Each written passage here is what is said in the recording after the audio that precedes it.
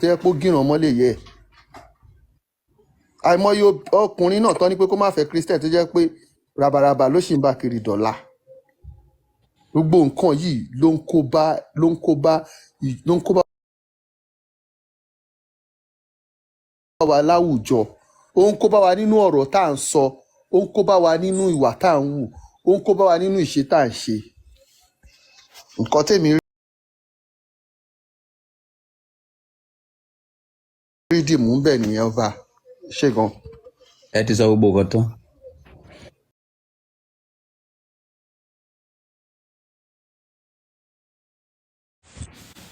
ó ní tí gbogbo àwọn àfáà yẹn tó bá pè bọ́n ṣe gbé yẹn kó wá gbé lọ sáárín àwọn àfáà ta lọ́lọ́run kí ló dé tó fi ń bó wa bẹ́ẹ̀ yẹn kí ló tó fi ń sọ̀rọ̀ sí wa bẹ́ẹ̀ yẹn why are you doing like this kí ló fẹ́ gangan iṣẹ́ wo ló ń ṣe níbo ni lecture education ẹ dé ilé wo lẹ ń gbé ìyàwó ẹ ń kọ́ tó ń fún nílé tó ń fún níṣẹ́ gidi kì í ṣe èèyàn ló máa sọ padà dé mùsùlùmí ìfẹ́ lèyàn ìfẹ́ ká fìfẹ́ hàn sí èèyàn kò sí ìwà ẹ̀sùn tó tó láyé yìí gbogbo àwọn kìrìsìtẹ́nì tó pọ̀ káàkiri gbogbo àgbáyé lénìí ìfẹ́ jìbìtì náà fi kó wa jọ wọ́n bá sọ fún yín wípé wọ́n fẹ́ pín aṣọ ní ṣọ́ọ̀ṣì wọ́n fẹ́ pín oúnjẹ ní ṣọ́ọ̀ṣì wọ́n fẹ́ pín gbá ní ṣọ́ọ̀ṣì wọ́n fẹ́ pàwò ní ṣọ́ọ̀ṣì ṣùgbọ́n mímu tí ẹ mu bí ìgbà tó jẹ́ wípé ẹ túbọ̀ kọ́ bí wọ́n ṣe ń sí èrè ni because kò sẹ́ni tó máa dé sẹ́ẹ̀lì tó máa jáde bí hooligans ló máa ṣe ibi tí mo ti lọ sùn sí rí ni náà nígbà tó bá jókòó síbi ìtàn yàgbẹ́ síwájú ẹ tí wọ́n tọ̀ síwájú ẹ tán yàgbẹ́ síwájú ẹ tí ibi tó yẹ kí èèyàn méjì jókòó sí téèyàn 15 ní jókòó sí téèyàn bíi 100 jókòó sínú yàrá kan tí ẹ fúnra yín pò báyìí kí lẹ ń kọ́ ẹ nìyẹn adánilóró fagbára kọ́ ni nì hooligans lẹ máa kọ́rọ̀ ẹ̀dá bẹ́ẹ̀ so nǹkan tí a ń sọ nìyẹn well let's understand ourselves bẹ́ẹ̀ ṣe wà yín nísìnyí ṣèbí mùsùlùmí lẹ́yìn. bẹ́ẹ̀ni. kí ló ná mi tí bá wá sádùúgbò yín tí mi lè wá kí yín. torí pé ẹ jẹ́ kí mùsùlùmí kí ló tí máa fi máa wá kìsẹ́ ṣe rí ọba ṣẹwárí kìíní yẹn ẹ má bínú sá o àwọn díẹ̀díẹ̀ tí you understand ẹ̀ mo níyàn kan tá a bá ń pẹran léyà ó máa ṣe báyìí ọlọ́run ní jẹ́ kóun jẹ́ mo dẹ̀ ráwọn tó yẹ pọ́ máa ń gbé cross lọ́rùn báyìí tó yẹ pé Christian to the core mo ní wọn lọ́rẹ̀ o tọ́yẹ̀ máa báyìí ó ń gọrẹ́ ẹ̀ ní ọdẹ ó ní ẹran tí muslim máa ń pa èèyàn ló ń pa kíní kan ló ń pa ẹran tó yẹ pé ojú ẹ̀ ni mo ṣe rà á lọ́wọ́ mọ́là tí mo mú lọ́lé ọlọ́run ní pé ká pa ká ṣe sàárà kínú gbogbo wa máa dùn ká jẹun ká gbádùn ni kò ní pọ́n ní pé ká pa ẹran yẹn ká lọ mú ẹ̀jẹ̀ yẹn ká lọ tá síbi kankan no ká kọ̀ yọ ẹ̀jẹ̀ kúrò lára ẹ̀ ká sún ká dín káwọn èèyàn jẹun kán gbádùn ká pín ká fún ẹni tí ò ní nǹkan tó ń dùn òun dùn but a lot of people wọ́n ti yí sí nǹkan míì àwọn kan lè máa ṣe o tó jẹ́ pé wọ́n lọ ń mú ẹ̀jẹ̀ kán lọ máa dá sí di nǹkan míì o àbí kán máa fún ẹran yẹn ní nǹkan mu kán tó pa á o àwọn ò mọ yẹn o but èyí tó jẹ́ èyí tó normal gangan òun nìyẹn. ọlọ́run fún wa ṣe so ẹ ló ta kílẹ̀ bẹ́ẹ̀ bá wa sọ. ọba ọlọ́run nípa làákàyè yín wọ́n máa ń tẹ̀lé yín gan gbogbo ẹ̀mọ̀dẹ̀ máa ń gbọ́ ṣùgbọ́n nǹkan tèmi tún rí tó tún fa pọ́blẹ́mù òun ni pé èdè ṣe rí èdè yẹn tí n bá béèrè lọ́wọ́ àfáàsìn pé kí ni Yorùbá amen wọ́n máa sọ fún mi pé àmì ni ṣé àmì ni Yorùbá amen. àṣẹ ni. ṣe rí nǹkan yẹn òun ló ń kọ́ ti problem ìgbà tó máa ṣe translation Quran náà wọn iṣẹ́ kọ́kọ́ God àbí ẹ̀jọ̀ Ọlọ́run wọn kọ Allah ẹ translate kọ sí Yorùbá ni o Allah náà dẹ̀ tún fi pè é ní títí Yorùbá náà tó yẹ kẹ́ ẹ pé Olódùmarè ẹ kọ Ọlọ́run kò sí bí kíní yóò ṣe ní máa takora wọn ṣùgbọ́n nǹkan tá a nídìí náà ni ìfẹ́ ẹ ti sọ tán ìfẹ́ yẹn gangan ló ṣe pàtàkì ẹ ṣé gan God bless you sir. Thank you very much. God bless you. Ìyá Jòsúà àṣẹ lọ́rọ̀ tẹ́fẹ́ sọ sọ́rọ̀ tó wà nílẹ̀ yìí. Bẹ́ẹ̀ni sà, ọba ìlú tí ẹ sọ wípé ẹni tó bá ń jalè ipe ẹ lè bá ṣe ọ̀rẹ́. èmi náà ní irú nǹkan báyẹn because àwọn èèyàn máa ń wò mí wípé because best friend mi báyìí kò já lo èèyàn tí wà ẹ̀ dáa ni ìwà ẹ̀ dáa gidi gan ọmọ tí ẹ máa ń gbé wá sí life tẹ ọmọ yẹn ni ṣùgbọ́n ọmọ yẹn máa ń fa igbó ṣe gbogbo ẹ̀ so tó bá ti wá jáde àgbà tí mo ti dé sílùú ìlú ti jọ́ rẹ̀ mi àdẹ̀sí ń ṣọ́ rẹ̀ tó bá ti fẹ́ fi náà ṣe ló máa ń wojú mi ó mọ̀ pé máa sọ̀rọ̀ máa béèrè pé gbáwó ló máa fi kinní ilẹ̀ á ní máa filẹ̀ ṣáà máa gbàdúrà fún ẹ bọ̀ tí n bá sí lẹ́gbẹ̀ẹ́ kò rán mi ó máa ṣe lọ bẹ́ẹ̀ bó ṣe wù ú bọ́ yóò ti torí bẹ́ẹ̀ pé kí n má bá rìn tó bá dẹ̀ wá sí ilé mi ẹ pé òtútù pọ̀ ń bíbáyìí dáadáa ó dẹ̀ máa ń sun bíbáyìí so ó máa ń ro lójú pé kóun tó lọ síta kóun lọ fà á máa sọ fún mi fà á nínú ilé mo máa sọ fún mi mo láìkì òórùn ẹ̀ mi kò lè fà á ní pé so máa mú nínú ilé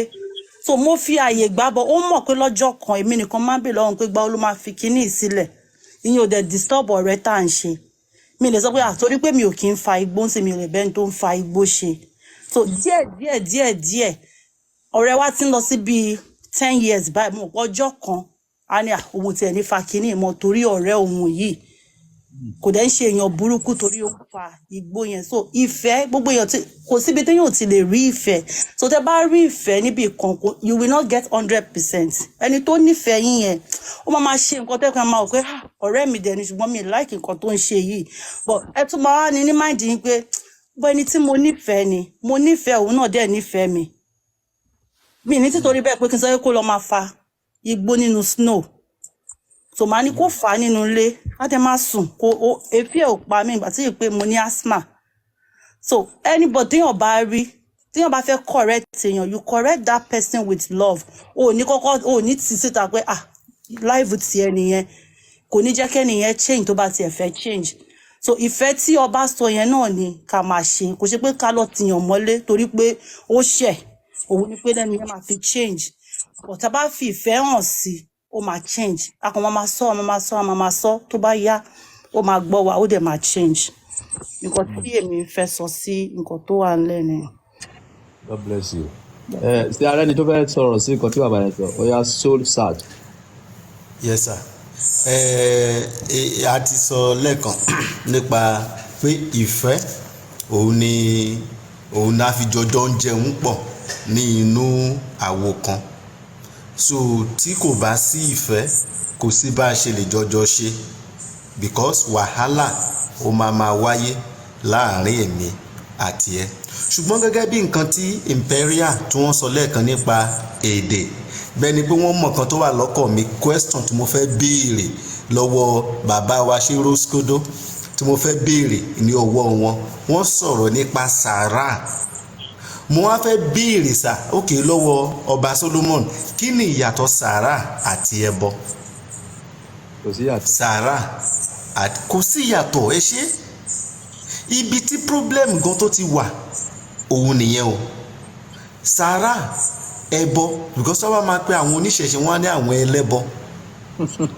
whereas gbogbo wa gẹ́gẹ́ bí nǹkan tẹ́sán lẹ́ẹ̀kan gbogbo wa sì ní ẹlẹ́bọ tí à ń sọ yìí ṣùgbọ́n èdè olúkálukú òun ni ó yàtọ̀ sàárà pa ẹran ṣe nǹkan báyìí ṣe fáwọn àgbà lọ sí ọjà fún àwọn tó ń tọrọ bárà ẹbọ náà òkè gbé ẹbọ àwọn ìyá àgbà ṣe ẹbọ fún kinní kan ṣe ẹbọ fún kinní kan gbogbo wa pátápátá ní ẹlẹ́bọ kò sí kan tó burú jù pé kí ìfẹ́ kó wà láàrin wa ká jọjọ ṣe lẹ́ẹ̀kan ká má hùwà àbòsí ókè ẹ wo bọ́ yẹn sọ̀rọ̀ ta ni ọlọ́run tí wọ́n sọ yìí nísìnyí ẹ ti gbàgbé pé àwọn méjì kan ló kọ́kọ́ bẹ̀rẹ̀ nǹkan tí ta ni ọlọ́run ṣe yìí nínú Islam which is Adépọ̀jù àti Adégúnwà mi ò rí ẹni nínú àwọn kìíní mo bá bàbá Akéwùgbàgòdù sọ̀rọ̀ lánàá mo ní ẹ̀sà ìjẹ́ ẹ sọ̀rọ̀ lórí àwọn méjì yìí Adépọ̀jù àti Adégúnwà yìí ẹ sọ̀rọ̀ nípa wọn rí so ẹ jẹ́ kí ìfẹ́ ẹ jẹ́ kó wà láàrin wa Ọlọ́run á ràn wá. Ọlọ́run á kọ́ àmọ́ ẹ ṣe my problem that I have gan ni pé sí àtẹ ààrẹ dáadáa tó wà láyé yìí gan tí ò fi gbà kan dẹ́ṣẹ̀ rí ṣebí ọjọ́ kan náà la repent gbogbo atótónu wa látàárọ̀ ìfẹ́ òun la lè fi túnlẹ̀ Yorùbá ṣe ìfẹ́ la lè fi tún Nàìjíríà ṣe òtítọ́ la lè fi tú gbogbo àgbáyé ṣe. So kí lẹ fẹ́ bá wa sọ. ọba ṣẹ́rí ní ẹ̀kúnrẹ́rẹ́ fún ẹni tó ní làákàyè àtẹni tó létí ìgbọ́ tí ò kọ̀ fẹ́ kọ́ bá kọ̀ máa sọ̀rọ̀ dànù lásán ìtumọ̀ gbogbo ọ̀rọ̀ tẹ́ ń bá wa sọ látàárọ̀ tèmi rí kókó ń bẹ̀ ni wípé nínú àwọn ẹ̀sìn mẹ́tẹ̀ẹ̀ta yìí wọ́n ti àfikún ló pọ̀ jù right bí nǹkan tí imperial sọ lẹ́ẹ̀kan pé ọlọ́run nínú Quran ó tọ́ ni ìtẹ̀ tó yẹ kó sọ pé ọmọ ní ọlọ́run Allah bá àtẹ̀lẹ́ máa ń sọ ní Quran náà ó jẹ́ kọ́kùnrin Ọlọ́run Allah. ọmọ ní ọlọ́run Allah ọlọ́run is ọlọ́run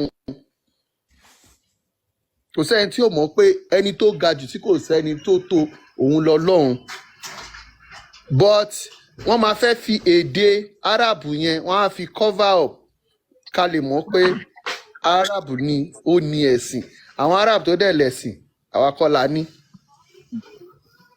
àwa kọ́ ń jọ́sìn pé àwa náà jẹ́ Muslim ni àwọn Arab gangan ló ní Muslim bí àwọn Jerusalem ló jẹ́ pé àwọn wọn ní Christian àwa tá a jẹ́ ti